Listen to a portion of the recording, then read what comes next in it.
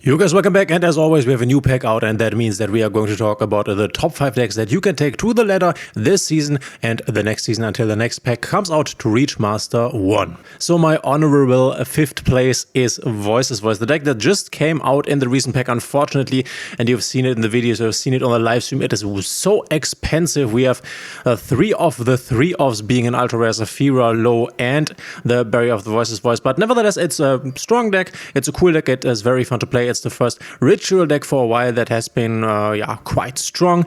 I do have to say though that the 5th place is always a bit like the place that you can most argue about, right? Because you can definitely also put other decks into this place and not Voices Voice, but I decided for Voices Voice because I think in comparison to these other decks that I will also name in a second here, it's not that big of a power difference, and I just wanted to include this new deck here because I think it is quite strong. Definitely not as strong as the decks that will follow on this list for obvious reasons, otherwise they would not be in front of this deck. But you could, for example, also put Labyrinth here, you could put Pearly here, you could put Mech here. I think these are also contenders that you could argue should be or could be in this place. So take this with a grain of salt. I just wanted to include this in here, also because I know the deck quite well, so I can make a good estimation of its current power level. I think it's one of the better decks, but as I already said, you can also exchange this with the decks I named before.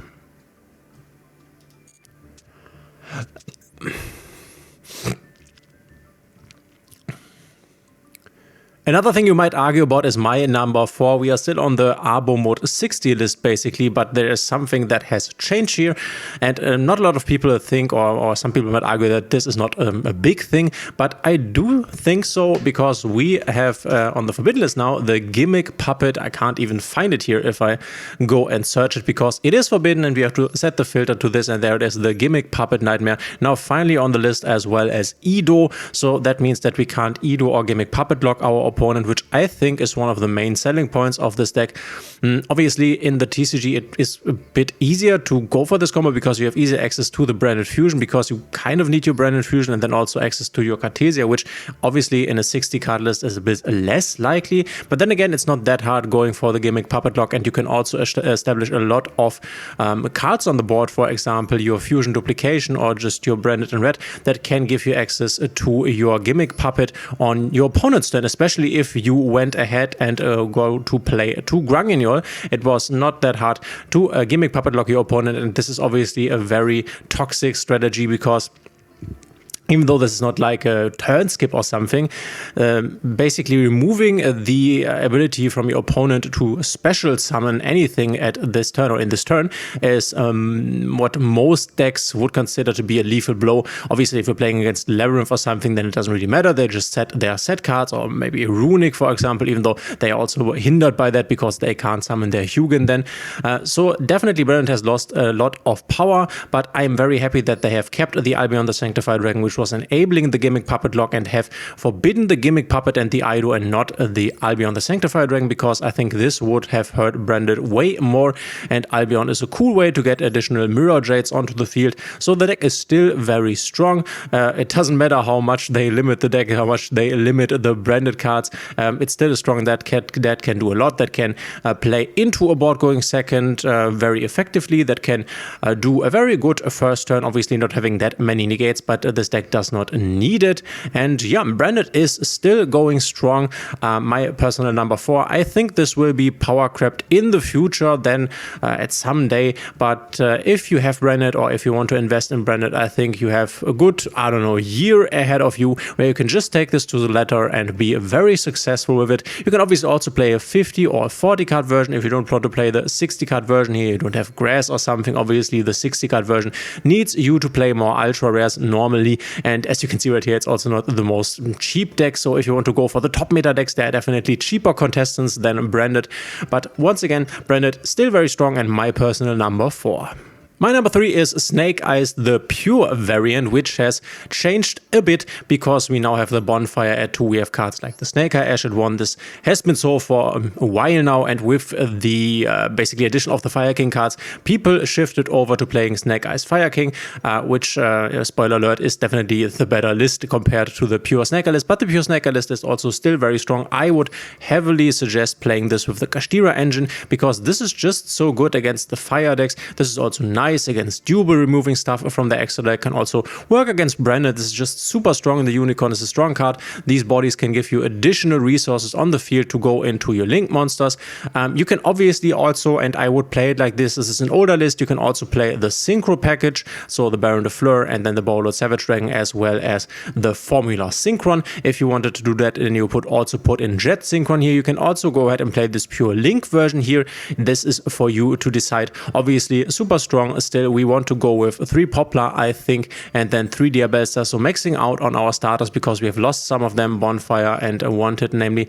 But you can also go ahead and, for example, play, if you want more consistency, you could play Where Art Thou, which gives you the ability, if you control level 1 monster, add 1 level 1 monster from your deck to your hand. So if you start with any of your level 1s, you can then go ahead and grab Snake Eyes Poplar to the hand. This, funnily enough, also works if you have an Effect Veiler on the field, so making an Effect Veiler an effective normal summon. If you go play Where Art Thou, you might consider putting stuff like the Ghost Bell out and putting another Effect Veiler in so that you have this level 1 interaction with this card. But other than that, this is still quite consistent. This is still super strong and will also get support in the future in the form of Snake Eyes Diabellstar and then the Fiendsmith engine. So further down the line, this will probably be once again the strongest version that we will play. So this, together with the Fiendsmith engine, will probably, and you can also combine this with Kashtira if you want, will probably then surpass the Fire King Snake Eye version, at which point you will see a more pure / Fiendsmith Snake Eye running around on the ladder, depending on obviously what they do within the next ban lists. If they hit this deck even more, which I could see happening,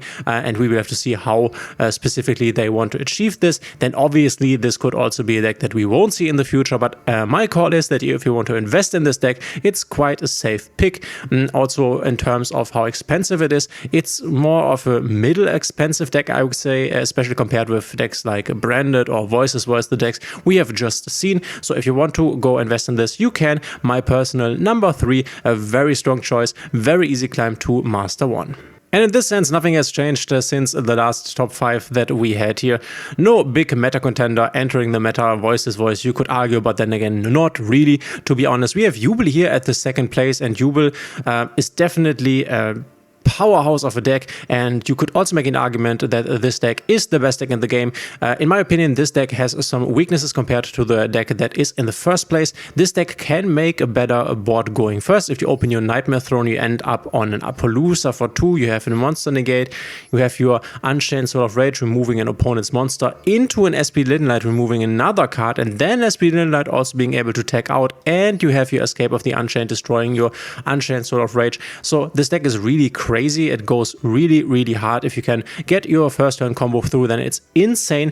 Going second, though, it's a bit harder. You have a lot of options. You can establish a Phantom of Jubel early, which is very nice, giving you the ability to negate your opponent's, I don't know, Hand Trap or your opponent's Appaloosa or one of your opponent's strong monsters on the board for that matter. But yeah, going second is not that crazy. It's definitely worse, and this is one of the points where I think this is worse than our number 1 pick, because our number 1 pick has an insanely going second strategy to kill your opponent, which definitely elevates this over Jubel in my opinion. And then again, the deck in the first position also has multiple ways to start the combo. If you can hand trap once, this is normally not enough. They have multiple ways to continue the combo. But if, for example, in Jubel, you go ahead and let's say they start, I don't know, the opening of the Spirit Gates, and they also have the normal starter here, the Samsara Lotus, they go Dark Beckoning Beast, and then normally they could, via the effect of Dark Beckoning Beast, summon the Samsara Lotus as well. If you just imperm this thing, then it's basically game over, or turnover, you could say. Same thing as with normal summoning Samsara Lotus and being Ash Blossomed. So there are definitely less ways in which you can continue play with Jubel, which at the moment makes it the weaker of the 2 decks that are left on this list. Note also here that if you want to invest in Jubel, I think it's a good idea, because this deck will get nice support in the future via the Fiendsmith engine, and it's also not that expensive. We can see Triple Nightmare Throne is an ultra rare. Then you have this Unchained ultra rare in here, But that's basically it from the engine here. And then we have cards like the Phantom of Jubel, which you can also get away with only playing 2. So if you want to count Ultra Rares for the Jubel archetype that you will need right here, you actually only have 5, but obviously you also need cards like the Yama, which is an Ultra Rare. But all in all, this is really not that expensive for a top meta deck. So if you would ask me for the one deck that you should invest in to have an easy climb and also be very relevant in the future, also be a very fun to play deck, because this is a very fun to play deck, then I would say go ahead and invest in Jubel. This is definitely an amazing deck. It's so fun to play, and the Fiendsmith engine will make it, in my opinion, even more interesting. This will also get support in the future via a very strong level 10 Omni Negate XYZ monster that will probably come to us within the next 2 packs, I would guess. So this is, in my opinion, the safest craft for the future, and definitely my number 2 for this month. Obviously, my number 1 is Fire King Snake Eyes still, and as I already said, you could argue that a Jubel is maybe better, but here are my arguments because, or for what reason I think it is not. So firstly, the going first thing, we have talked about this. Jubel can definitely make a stronger going first board than can Fire King Snake Eyes, even though I think that in comparison it's not that different, but Jubel has the stronger going first board.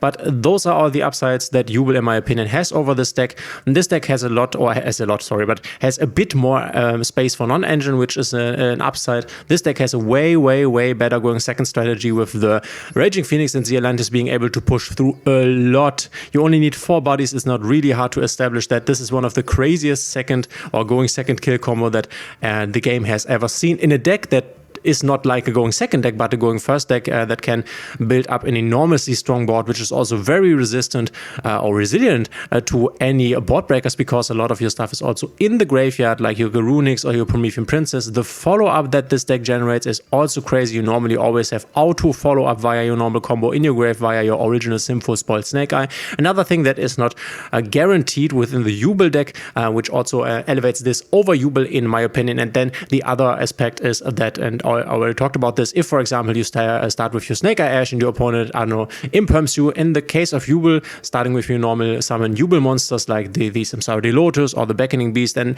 it's normally just past the turn. But here we also have the Bonfire that can go ahead, grab the Snake Eyes Poplar, special summon the Snake Eyes Poplar. If that does not work, you still have your Dire Bellstar that can go and grab your original Sympho Spoils, at which point you can just make an Oak and grab the Ash back anyway to then use the effect to get into a Flame Birch Dragon.